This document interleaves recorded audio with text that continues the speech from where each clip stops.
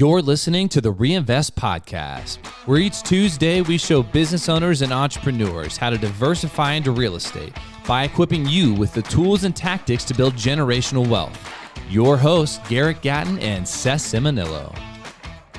Hey everybody, thanks for jumping on to another episode of the Reinvest Podcast, episode 110. Been a lot of changes, as we alluded to last week in our episode. Seth and I started a new investment company called, drumroll please, no drumroll necessary, Reinvest Capital, joining the brand of our podcast and our investment company, bringing them in one house. Some people might think that just makes sense. And initially, when we came up with our brand for our investment company, for whatever reason, we didn't do that. Yeah. So looking back, people were like, why didn't you do that from the beginning? We're like, I don't really remember why. Had it sitting in the back pocket. I don't know why, but if you want to learn more about that, though, go to our show notes and join the huddle. That's our monthly news piece so that you can find deals, investment opportunities, and then also kind of get our take on what's going on in the commercial real estate and investment real estate scene.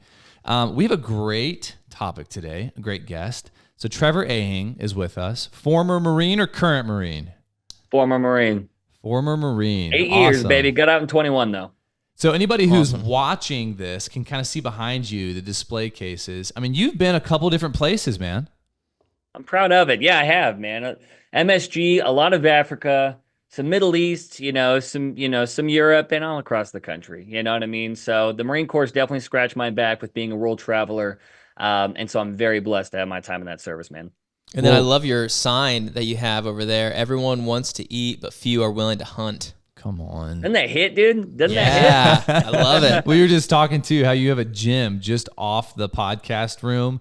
Yeah. And I think if you're a guy listening to this and you need to find a way to kind of go to that next level, that's the secret. That's the secret sauce, is have a gym at your workplace so that you can just, and what's that with the smelling salts? You got any of those handy? Oh, dude, I don't. I use that in football though, man. Yeah, those are pretty gnarly. I'll tell you what, that'll probably get you pumped. If you got to do an hour of calling, you smell one of those bad boys, people on the second floor will probably hear you screaming, man. Listen, tips that people probably are never going to hear anywhere else. You heard it here first. So, but no, today we're going to talk about some real estate as well. Always a great time to talk about real estate. And we're going to get in, if you're an active investor listening to this, if you're a wholesaler, you're looking to find deals and level up your creative real estate game, this is the episode. This is the spot to be. So Trevor, tell us a little bit before, and I'm going to give these guys a teaser. We're going to talk about Novation, and some people don't even know what that means and how that's going to relate to them finding deals. But before we get into that as a topic, tell us how you got into real estate. Dude, funny story, man. My wife always says, and I'll preface this, she always says, my failure is your biggest accomplishment. I literally give her all the credit in the world because I want to do 30 years in the gun club, dude. Like, I loved it. I came from a rental mindset. My mom's retirement plan is me. You know what I mean? So she doesn't really have anything set up. And so when I was in the service, she was bored of being at home. We just got stationed over in San Diego back from overseas. And she was like, I'm going to get my license. And I was like, for what? She was like, real estate. And I'm like, dude, you're a smoking little Filipino woman. Go crush it. Sell houses to all of my friends. You know what I mean? And she was like, I'm going to do it. I signed up for a Bigger Pockets thing. It was like a $60 seminar in person in San Diego just to dip her toe in. And she chickened out, right? She's a very introverted extrovert. She decided not to go, and it was the day of, and I'm frugal. And I'm like, I'm not wasting $60 damn, dude. So she was like, well, then you should go. I ended up going. I thought real estate was what most people think, right? Like, it's pretty suit and tie, like I think Ryan Serhant and all those people doing big stuff. And there was a bunch of dudes like us, board shorts and flip-flops, sipping beer, talking about their portfolio. And I'm like, what? I didn't even know the other side of real estate. And so long story short, I met this guy and he was like, oh, his name was Joey. He was like, you're in the Marines. I said, yeah. And he said, hey, you should, have you used your VA loan yet? And I said, no. He started teaching me about it and how easily attainable it truly is, because financial literacy is just not taught amongst our service members. We're so busy with work that we forget all the benefits that we can have at our disposal. And so I got my first property, and I got it. It was too big of a home. I rented it out to all of my buddies. I house hacked the crap out of it. Nice. And was cash flowing and was like, I'm doing it, And then I got pretty wild, guys. The second home I got, I put like bunk beds in my living room and stuff, like I was sending it. It was like a gnarly barracks room, and my wife was Dude, I did, man. It was like a compound, bro. How many My wife people? was, How many people did you have in there? oh my gosh, at one time probably six in like a 3 bedroom, you know? Nice. And my wife was such an angel, and she was just like, "This is temporary, right?" And I'm like, "Yeah." You were And then married at after, this time? dude, yeah, that's why I'm like, because she always, Wow. this is the thing, man. This is why I'm a good woman, good spouse. She just had the vision. She was just like, it was, dude, it was always emotional reassurance. And that's why coming into this, retiring her, letting her be a stay-at-home mom now, she was just like, whether we're in a penthouse or under an overpass, like, I believe in you. And that mindset just completely let me take the reins on this. And so I just had an cowardly mindset on like, I Yeah. can't fail. Dude, And she can I hit gave me the some pause button ultimatums. real quick on this? I'm so sorry. Yeah. You Yeah, said you're something fine. really good. And when we talk in our show, I always relish and take the opportunity to talk about family and marriage because that's something that's really important to Seth and I. And I always tell my wife, I was like, babe, when things are good here, I can withstand anything outside of our home, like anything. And so it's just, you can't underestimate when you have that support with your spouse, how much you can endure externally in front of you, be it work, be it whatever challenges you have in front of you. So I Yeah. think it's so cool that you had that and you recognize that. Yeah, no, I appreciate it. I mean, vice versa, right? It's just not saying it goes unnoticed, but like you can believe in yourself, but when you have that just determination and support from somebody who just knows every layer of you and they're like, "Yeah, you Hmm. can totally do this." It just gives you, Yeah. I mean, you just feel like a superhero, you know? And so I did that. She did give me an ultimatum. I was doing real estate while I was in. I was going to do 30 years and have a couple rentals. I really didn't expect to create a company and stuff. But, my biggest why, and that way I can end off on this, was my father-in-law came and visited me. I never had a dad, so he was pretty big in my life and he loved it. And I was like, look at these bunk beds. Like, look at this, man. He was like, this is super cool for right now. And he was like, but my daughter deserves way more, bro. Like my Mm. daughter deserves way more. This is all fun, but be a man, get her something, create a family. So I was on track to do that right before my last deployment, and then he suddenly died of an aneurysm. And my Wow. wife, I know, super. I didn't mean to go so heavy right there, but it was like a big why because I Yep. told my command it was 10 days before I had to deploy, and I just said, I got to stay here for my wife. She's in shambles. She's never dealt with a death, like even dogs. Like she's just never had a death. And I was really nervous for her. And, the Marine Corps is a revolving door. So they were just like, I'm sorry, man, you got to go. And I'm like, dude, I just want to be in a industry where I can reclaim my time and like be my boss. I should be able to say I'm Mm. not going. You know what I mean? And so Hmm. I went, I served, I loved it, but I just put myself in a position to come back and lay a foundation for wealth through real estate. And I just made that my vehicle, and I never looked back. I think that's, those life circumstances, we all have those. And we kind of forget because we live in the business world every day that everybody you rub shoulders with has life going on and you don't even know what's behind them. You just don't have a context or a reason to talk about it. And, Seth and I have been really intentional to contact some of our past clients and just re-engage with them, not on the business front. And it's amazing what people are going through. Those things absolutely shape your future and your direction, right? Oh yeah. And I'm sure you guys had some conversations about what that did for your family, what that did to you as a couple. And it reinforced like the drive of, I want to make sure that I'm in control of these kind of scenarios so that if my wife needs me and my family needs me, I'm here for them. Yeah. That's wild. So how did you get landed on the creative finance of real estate and jump into the actual kind of this niche of real estate investing? Yeah, good question, man. So when I came back, I already had money saved up. We were cash flowing through the VA, through my buddies who were paying me their BAH. And I decided what everybody does when they Google that bad boy on or YouTube University, they find wholesale real estate. You know what I mean? And so I was like, The hey, and underworld of wholesaling. I know, man. And look, I did have a great experience with it. And I think it was just because I had a good circle. Like the Bigger Pockets community, when you lean into not recreating the wheel, you can just Yeah. really ask the right questions of people who've been doing it instead of like doing it Yeah. yourself. You know what I mean? So I asked everybody I looked up to who was putting me on the journey because real estate is just copycatting other people doing stuff. Sorry, I almost No. cussed. Doing stuff that's like already, making them money. So why would I change Yep. anything? And I said, Yeah. what are your thoughts about wholesale? And they said, if you have the money to spend, you can get in front of it and you're determined and you want to be on a hamster wheel every month, you can do it. And I said, hell yeah. So I did it. Right. Sign me up. Yeah, sign me up. And so look, it was at the boom. It was 2019 going into 2020. hot market. You know what I mean? Like Yep. crazy. So I didn't have the real, I didn't really, have the unfortunate, reality of it until, market started slowing. Anyway, long story short, if I was wholesaling, got a good operation going, a couple VA cold callers and worked it up to like 12 VAs and started slowly but surely hiring my buddies and things. But what I realized is my cash offer sucks, right? And so when it didn't work out, I cornered the seller into something and I couldn't really figure out how to maneuver them to selling. So as I was flirting with the old ladies and talking war stories with the men, I'm like, what else? They're like, why don't you just list my home? And I'm like, I'm not an agent. And they're like, oh, you're missing out.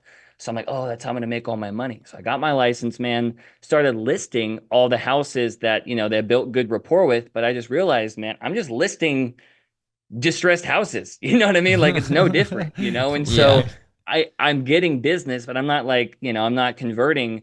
So talking to Daddy Pace Morby, right, leaning into the sub two community, it was very much so. You should look at Novations. I watched this live that he did.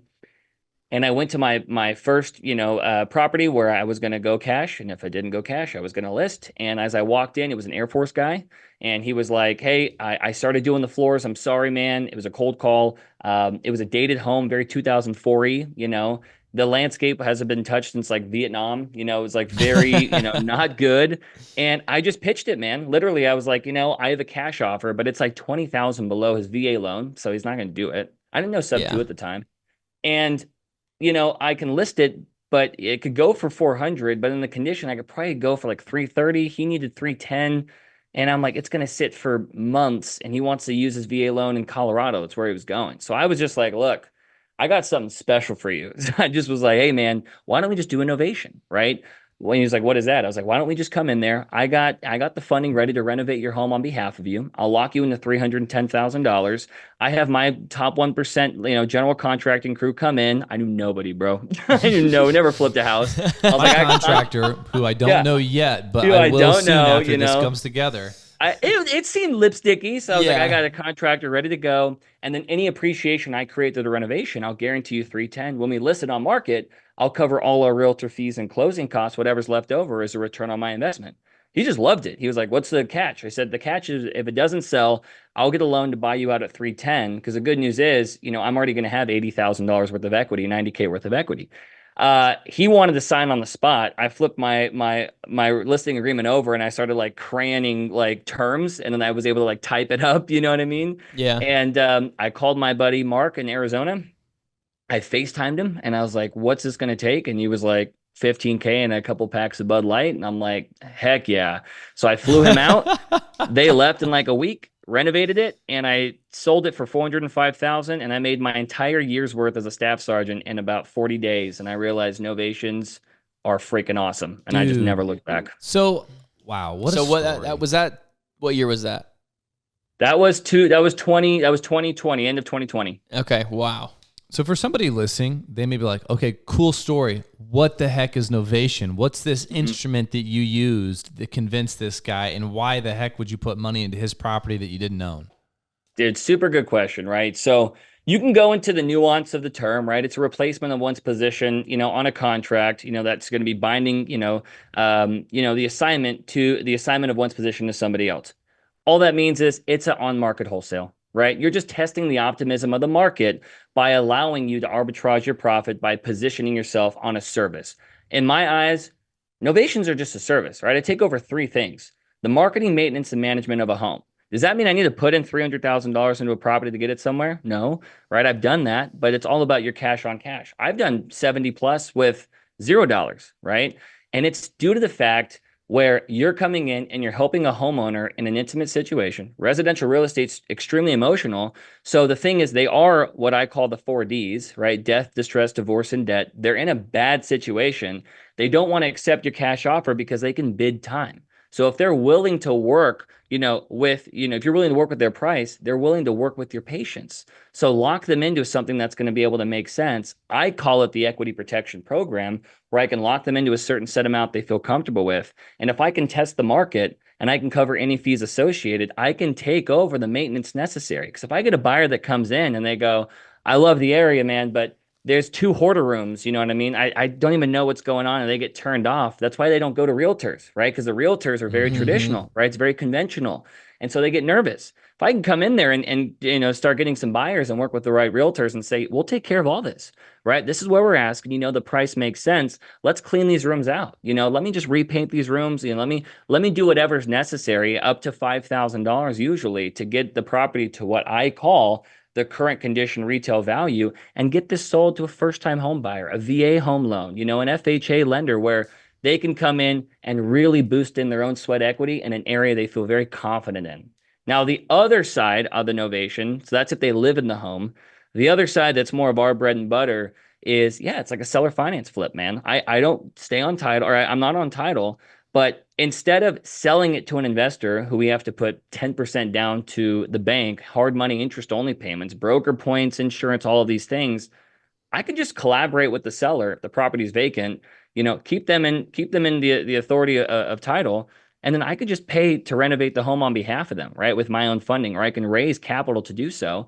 And that way, in doing, if we get in a contract ready to go, I don't got to wait 30, 45 days to close. I know the market, I know the area, right? I can come in and swing hammers tomorrow, get it to a standard ready to sell. I have all this marketing time to find the right agent, and then they can just bring their buyers in and I can customize the home to a buyer, called the Dream Home Program, right? So they come in, they love the area, and it's a 2024 turnkey property, and my cash on cash usually sits about 108%. I put in 50 to make 50 like every day of the week on these homes.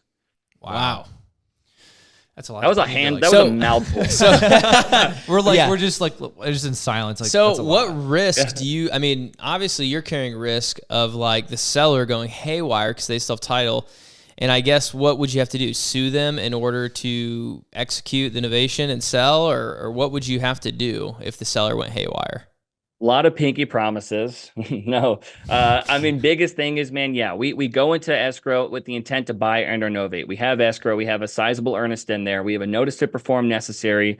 We have multiple things that are put in place that you can lien. You can cloud title, of course. You have an attorney description stating, or an endorsement stating that they will sell with no right of refusal. And the thing is, guys, I'm still dealing with people where, they understand the complementary approach of this service. And so we over communicate. We're very picky with our sellers, to be honest. I mean, these can make sense on numbers that are very black and white, but I need to, my team needs to see the sellers. We need to let them know what the situation is. And once we are able to have the controlling majority, whether that's just the returning facts and clouding, whether that's a power of attorney that they're signing over, why would they do that? It's because of the situation that they're in and the funding that we can give them by collaborating, right? So there are levels of protection, multiple, but I'll tell you right now, the residual clientele that we get, the Christmas cards that we receive, I can beat any wholesaler or any agent, tenfold, right, with this model. It's just how you digest it to the homeowner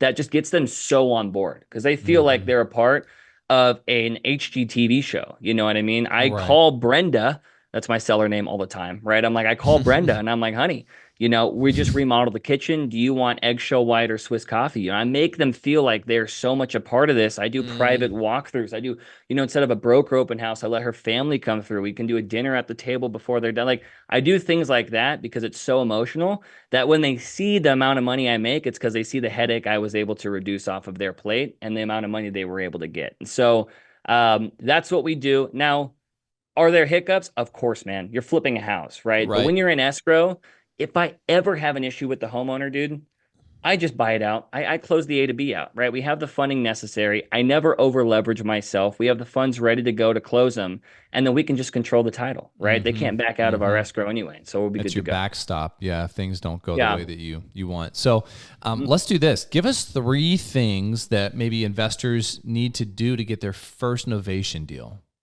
This is the definition of the secret sauce. I do this 1 hour a week and I get a deal every single time. It's in my community. I do what's called Tuesday on Market Power Hours.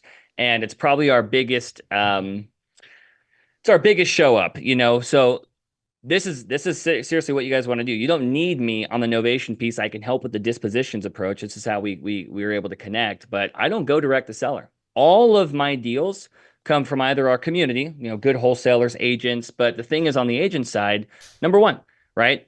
If you're an agent or investor, what I would do is just put your investor hat on, right? Go on Redfin, right? And then you're going to go in the filters. All you're going to do is filter out single families. You're going to go in an area that you feel predominantly comfortable and confident with. And then you're going to go 90 days or more in market. And then you're going to click fixer upper. All that's going to do is start creating what I call the 5th D, duds. They're dud listings, man. They've been sitting for freaking months. And all they're getting are what? Low ball cash offers, right? You've already stopped. You don't have any optimism from conventional lending. Nobody. So you're getting a bunch of investors and wholesalers giving you cash offers, right? If the property looks vacant, you just give that agent a call and you just say, what are you doing? This thing's been sitting forever. I know your seller wants a certain amount. I don't want you to feel like you've overpromised them. I have a situation that can make sense. I am local to the area. I got funds ready to go. The thing is, though, I don't want to go to a bank and pay them what's necessary when I know that you've already had this sitting forever. Why don't we just put this property on hold?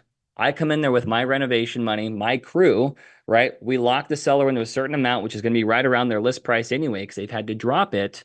I just renovate the home on behalf of your seller. They stay on title. And then the cool thing for you is once it's renovated, you just list it again, right? And now your commission's going to double, right? The seller gets worked in their equity. I cover all the fees associated and I just make a return on my money, right? I just do that and deals continuously come because the good news is I don't prospect the property. I prospect the person. I don't care if that property makes sense. I care if it clicks with the agent because they go, holy crap.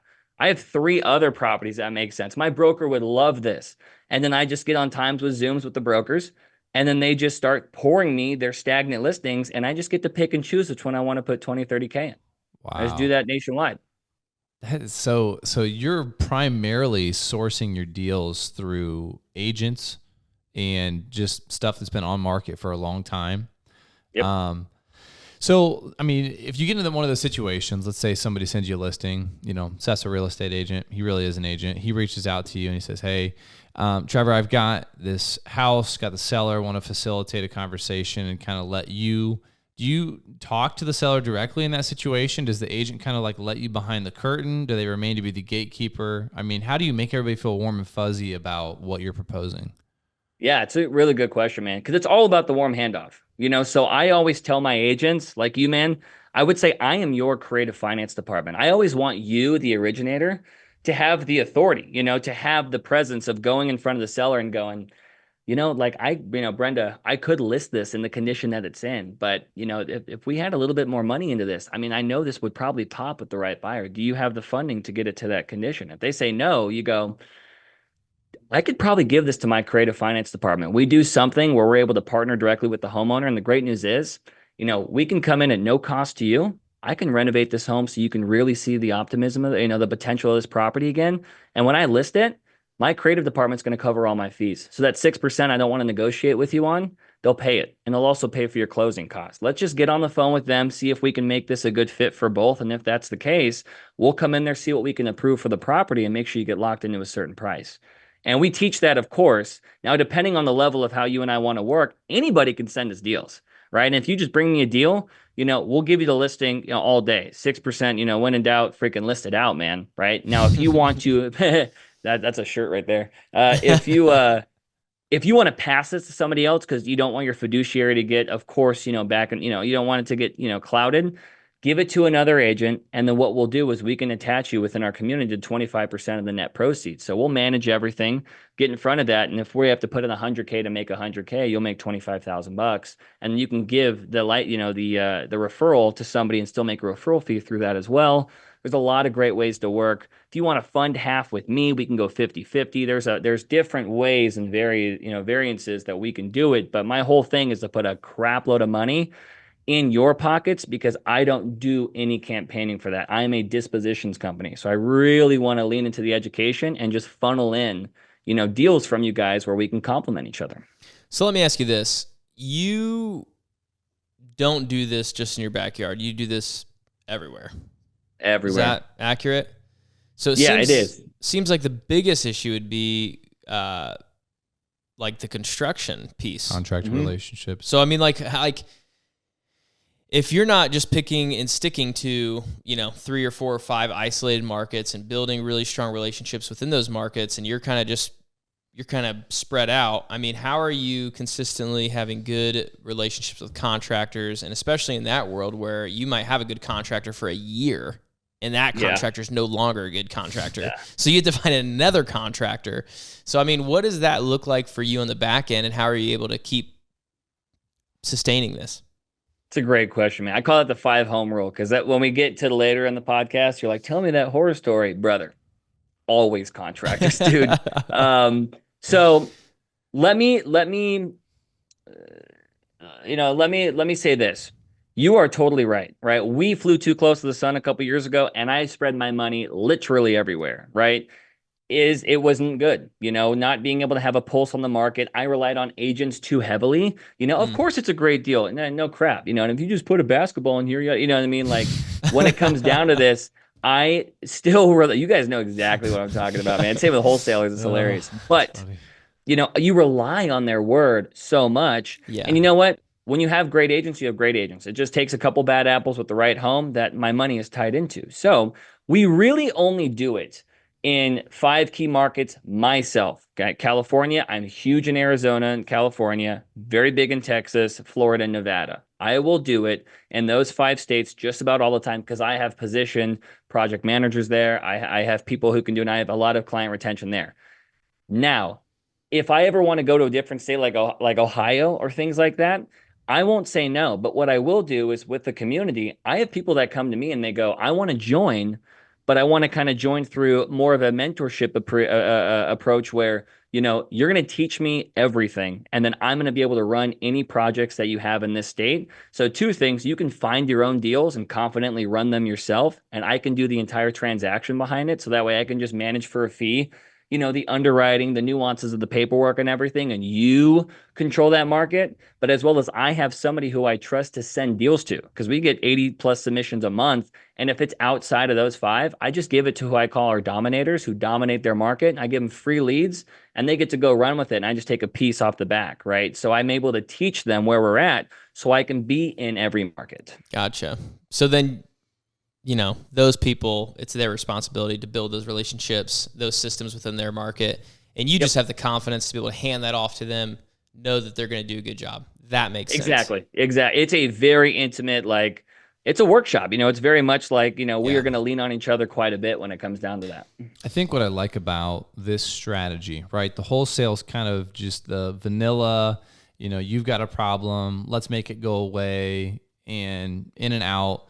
This is a little more of a niche approach, when maybe they see the value there, right? The seller, but they just can't get it there. And they're untrusting or unwilling of kind of the shady wholesaler thing, and a bunch of people coming through the property and not knowing what's going on with the process. And then you're coming in saying, hey, the value, you're correct in your assumption. There is value in this house. We got to get it there. You're burnt out and don't have the resources, time, or energy to do it. And we're going to kind of court through this process. I mean, is this always superior to wholesaling in your mind, or is it a strategy on your tool belt?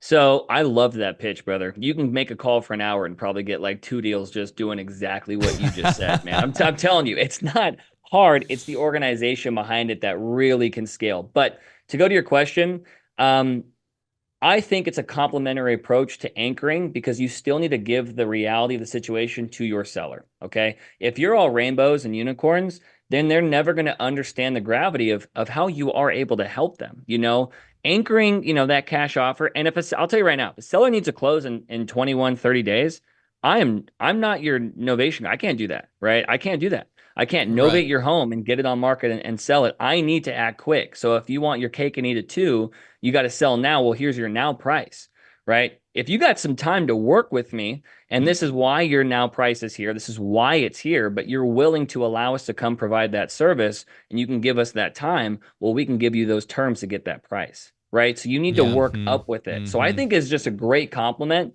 to all your Novation or all your wholesale deals. Most of my the most, really the most money I've ever made in a quarter personally was because I just revisited dead wholesale deals that I built good rapport with. They liked me, and it was right after my first Novation, and I just called them back and I was like, yo, we were 20, 30K off on price. I think I have something that can really make sense and be beneficial for both.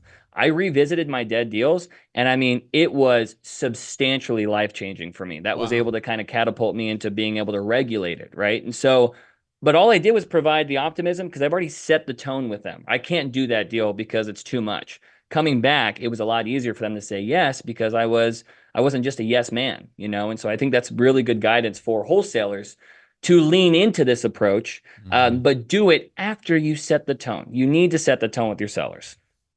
All right. We're going to jump into our Smaller Pockets segment.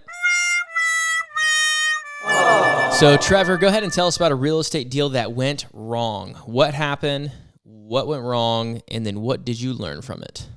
Well, let's go direct, right in my backyard. We're going to go to sunny San Diego. Had a property over there. It was a great novation. And what we ended up doing was we got a contractor. And like you stated, man, the contractors are great until they're not great, and I just got done taking this guy. We just completed one of our biggest deals together. Took him to a Rams game in LA, his whole family. It was awesome. I think he just bit off a little bit more than he could chew because things weren't lining up on the auditing side of material. I ended up, confronting him about it and realizing he was utilizing my money, about $60,000 of it from our second draw, to go to a personal flip that he was doing because he was over his head. And I fired him, right? Very unfortunate. I said, if you just asked me, I would have totally helped, And he didn't, so I fired him. The next day, we went back with my PM, or actually, they called me and they said, hey, we got a fire to put out. And I'm like, what do we got this time? And they go, no, it's a legit fire. He came back with two of his buddies, and he started burning my house down. No! In San Diego, literally. They smelled the barbecue. They thought it was barbecue at like 7 a.m. and come to find out, yeah, it was his crew. Came in there, and they were just gassing our house, man. And so that was crazy. Luckily, the property was vacant. It was more of a stud up, and so there wasn't much, but it was so close to other houses. Ambulance came, fire trucks came. And I called him to confront it, man. And I was like, there's no way this was you. And he was like, damn right. And he's like, and now I know where you live too. I fixed your roof. I'll come to your house with your kid. And I'm like, what blows my mind is just how quickly, financing and funding and the dream can just turn into a cruel, cruel, cruel world. And so I talked to my attorney. I got everything handled through our insurance. I dealt with everything necessary. We were able to get in front of raises, our reserves. We were good to go. We disclosed everything. It sold to a great VA family who thought the story was funny. Marine, right? He thought it was hilarious. But dealing with that, it just goes to show, just the level of solidarity, the level of ignorance people can have, and just how you always got to be on your toes in this industry, right? You can never be too comfortable. Comfortable leads to complacency. And unfortunately, we just assumed, and assuming makes what out of you and me. You know what I mean? You took this guy to a Rams game and his family before or during this project? Like 2 weeks before. So, Wow. did anything ever come of his threats to you and your house and your family? I mean, did you get a restraining order? Did you have to take legal action against him personally? Yeah, so I initially went to do that, and I talked to a buddy of mine who's a mentor, and because, hot-headed myself, I'm not one to jump to conclusions, but you don't threaten my family, you know what I mean? You don't throw allegations like that out there, and, they were open threats. I think he got his, I think nothing came of it. So when I talked to our attorney, I looked into this. I had a buddy of mine say, and maybe this is wrong, but he just said, what is your life worth? Is it worth pursuing on this? Is it worth going after a guy like this? Is it worth this? You see what he wants to do, and on an impulse, that impulse can translate to something else if you continue to pursue. So understanding when to amputate and let go as a business owner is really good to know that self-control, to make that switch, because there are sacrifices you have to make. And that was what my attorney called a really expensive lesson. Wow. So did you? I took care of that. Did you lose money on that deal then? I just about broke even. Wow. That's I just a best about case scenario. It wasn't bad at all, man. It was good. We honestly took one of the first offers that came in. We had a great open house with it. And we could have gone for more. Like we had higher offers. I'm a big fan of competitive offers. VA came in. I love the VA home loan. I knew where it was going to appraise, and I just took that property. We disclosed what was necessary, and they loved it. Everything passed. But yeah, I wanted to get done with it. Yeah. I really didn't want to start highest and best on this one. You know what I mean? Yeah. What are they going to do with that? Yeah. Get out of Trevor, there, we've done over 100 episodes, and we've gotten to pretty much get through over 100 stories of people's like horror stories. Okay. Yeah. And there's been one other fire-related story where a disgruntled tenant in an apartment complex went to the leasing office and threw a Molotov cocktail through a skylight into the office. So bitch. Wow. Oh yeah. Where do you know where that was? Georgia. I thought it was Texas. No, it was in Georgia. Yeah, it was like a Class D property. Georgia's been great to me. Georgia's been great to me, but damn. See, it's things like that, man. It's just can't control what you can't control. Yeah. That's the beautiful part about real estate and having a podcast that's related to real estate. Always a lot of good material to talk about. Oh, yeah. Yeah, we're not running short of that, man. All right. We're going to go into what we call our little nugget. So, Trevor, this is part of our show where you give our listeners, could be a life hack, could be a principle that you operate by. Business, personal growth. What you got? So I heard a quote, and I brought Ryan Serhant here, somebody who I really looked up to just because of how he was, very eccentric, very knowledgeable in New York. And he said something on stage, which I thought was really cool. And he said, nobody knows what they're doing, but some choose to do it anyway. Right. And so leaning into that, stumbling into success, I still am learning. You're always going to be a student. So I always tell my team, and this is part of one of our mission statements, is imperfect action is better than perfect non-action. Right. You can't wait for all the lights to turn green, man. The only reason that separates me from you is I'm taking that step today. That's the only thing. Yeah. You know what I mean? Everything is in front of you right now. Listening to this podcast with you guys is some of the best things that they can do. But if they turn it off and go back to what they're doing every day, it's not helping them, right? That's the analysis paralysis piece. Just take the step forward in the right direction and fail forward, man. Only way to get better at calls to do more calls. Only way to get better doing pull-ups, do more pull-ups. It's not. There's no formula outside of just doing. And so I just love that. And so allowing that has put me in some pretty cool rooms with some cool people. Yeah. So once you get your brain wrapped around that principle that the only way is forward and that you have to get reps in to get better at something, the next thing you have to do is know that that's a mindset you now will live by. Mm-hmm. It's not just something to get over one hill and now you've made it to a plateau. There's another hill, and the only way you get up that one is the same kind of mindset.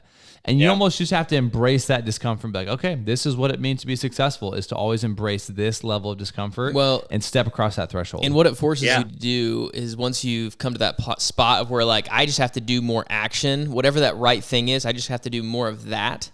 It takes away all the excuses of, well, they have a leg up because of, their dad, or they have the MBA, they have the degree that helps them communicate. Yeah. It just wipes away all that. Once you realize you boil it down to the base components of these results, these goals require these actions. That's all it is. And you just do that action. And it kind of just cuts through all the confusion, the fog of like, how do I do this? And why can't I get there? So, dude, you hit the nail on the head. It's a victim mentality, right? So the harder you work, the luckier you get. You just got to lean into that. Being comfortable with being uncomfortable is exactly what our day-to-day is. What's tomorrow entail? Like, I don't know. What dragon do I got to fight? I don't know, but I'm sharpening my sword every day to fight it. You know what I mean? That's all we're going to do. That was a dope analogy. I'm going to use that. And then another piece is, No, it just, you strike me as somebody, and I'm the same way, where you'll say something, you'd external processor, and you say something, you're like, shoot, I need to go. That's for me. I know. I need to write that down. It's a run-on joke in here because I'll do our Thursday PMEs, like I'll do our quarterly rocks, and I'll say something. They'll like write it. I'm like, oh, so I have to write it on the board. You know what I mean? Because they want to have that as a staple. But it's the same mindset, and it is something, like you said, people need to embrace. And I think it's a lot easier to embrace when you just know that you're going to fail at it, so you can pick yourself up and fail forward. That's a big thing. That's good. And I think one of the ways you see that play out is graduating high school. Okay. When you graduate high school, at that moment of graduation, everybody has kind of a perception of like who was like the man or like the hot chick or the popular people. And then you go to that 5 or 10 year reunion and you get to see what people did with everything that they left high school with. And you're like, oh, so shoot. True. Because it's that decade shows who are the people that stayed in frozen time or the people that evolved and grew into other things, right? And I just never wanted to come back and be the same guy I was. So, hey, real quick, we're going to end with 2 things. One is this: what's been one of the biggest resources in your business development that has gotten you where you are? Ooh,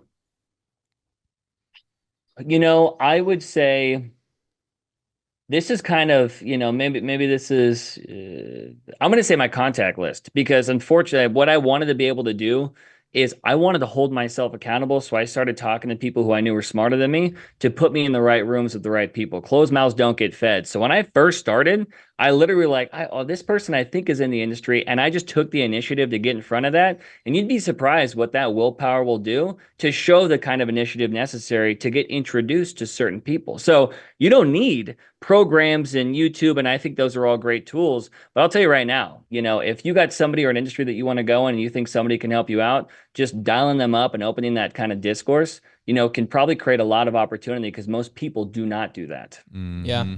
That's good. That's good. Even if you get rejected in that there's a lesson involved with that too. That kind of that failing forward and shoot your shot. What's it look like for people to connect with you? Well, you can definitely find me on Instagram, right? At Invest with Trev. That's where I'm at. I'll answer all my DMs, get in front of any questions you got on Novations. If you're an agent or anybody who love this and you want to be able to start taking action, you can go to buyerbeateruniversity.com. Go on in there, see what kind of opportunities that we have to be able to work with you. Before you want to dive into that, because that's just going to go directly to me as well. I say shoot me a DM, see what you're involved with. I love creating roadmaps for people, seeing how we can end up doing business. I think people only do business with people. So let's see how we can benefit each other. That's awesome, dude. Thank you so much. We'll put those show notes or those links in the show notes. And dude, you've unveiled the world of Novation for us. And I think there's a lot of actionable stuff here. Nice. Appreciate it, guys. As always, excited that you joined us for another episode of the Reinvest Podcast. If you want to learn how you can use your hard-earned capital to diversify into real estate, go to our website, reinvestcapital.us, and shoot us a message. Move farther, reach higher, and grow deeper.